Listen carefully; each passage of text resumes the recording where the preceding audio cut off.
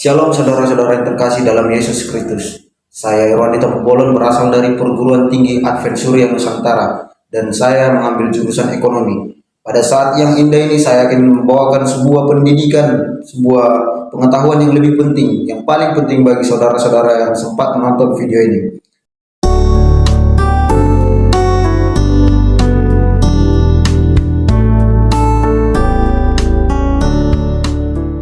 Saya mengambilnya dari buku tulisan Ellen G. White yang berjudul Membina Anak yang Bertanggung Jawab.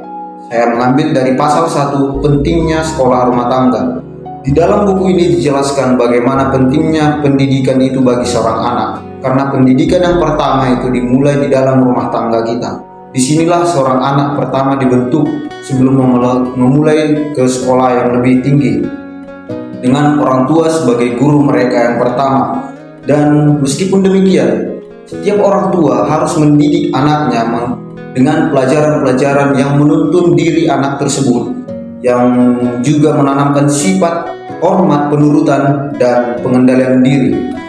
Ini merupakan sebuah pengaruh pendidikan rumah tangga yang besar bagi seorang anak. Jikalau seorang anak tidak dididik dengan baik, maka disitulah kesempatan setan untuk mendidik seorang anak tersebut dengan alat-alat pilihannya.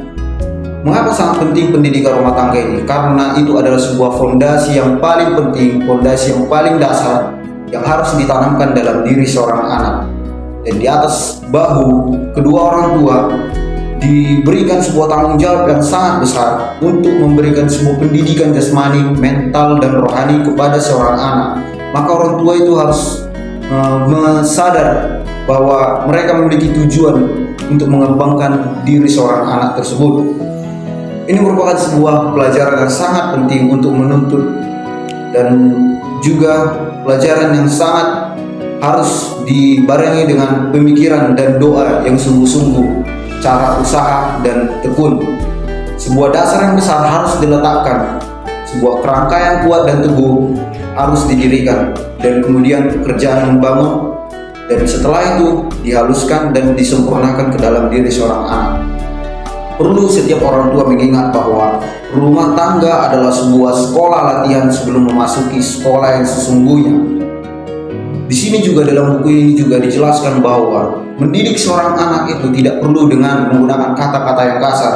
Haruslah mengajarkan seorang anak dengan didikan yang berasal dari Allah, dan juga dibarengi dengan rasa yang sabar, tulus dalam mendidik seorang anak. Jadi mereka harus memelihara atau mengajarkan kepada anaknya bagaimana supaya seorang anak tersebut dapat mementingkan kepentingan orang lain, dan dengan demikian seorang anak tersebut dapat melakukan pelayanannya yang keluar dalam melayani dan menerima perkara-perkara yang lebih besar, terutama perkara-perkara keagamaan. Jadi kita jangan menganggap remeh mengenai tentang pendidikan rumah tangga ini, karena pendidikan rumah tangga ini menempati pendidikan yang paling utama di dalam segala pendidikan yang benar. Ada sebuah peribahasa yang mengatakan bahwa apabila ranting dibengkokkan, maka pohon itu pun harus turut bengkok. Apa maksud dari peribahasa ini? Pohon-pohon yang masih muda harus dididik dengan lemah lembut agar dapat ditanam di dalam taman Allah. Pendidikan rumah tangga ini sangat berarti banyak. Dari tadi saya telah membawakan sebagian, itu masih sebagian dari buku ini. Dan juga ada sebuah kutipan yang mengatakan bahwa sebab aku telah memilih dia supaya diperintahkannya kepada anak-anaknya dan kepada keturunannya, supaya tetap hidup menurut jalan yang ditunjukkan Tuhan dengan melakukan kebenaran dan keadilan. Jadi Tuhan menaruh sebuah tanggung jawab yang besar ke dalam diri setiap orang tua untuk mengajar anak-anak mereka tentang segala tuntutan-tuntutan Tuhan.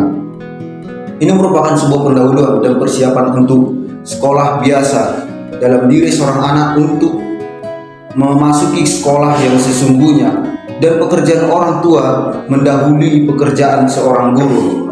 Jikalau orang tua berusaha dengan seksama dan disertai dengan doa, maka tugas-tugas mereka untuk mempersiapkan anak-anak mereka memasuki sekolah yang sesungguhnya telah terlaksana, telah siap untuk memasuki sekolah-sekolah yang baru, dan kemudian seorang anak tersebut dapat menerima petunjuk-petunjuk dari guru.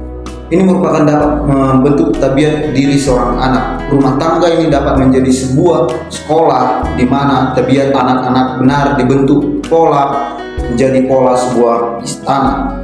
Sama halnya dengan pendidikan di Nazaret. Pendidikan rumah tangga di Nazaret seperti Yesus Kristus. Yesus memperoleh pendidikannya yang pertama di rumah tangganya dengan ibunya adalah sebagai guru manusianya yang pertama.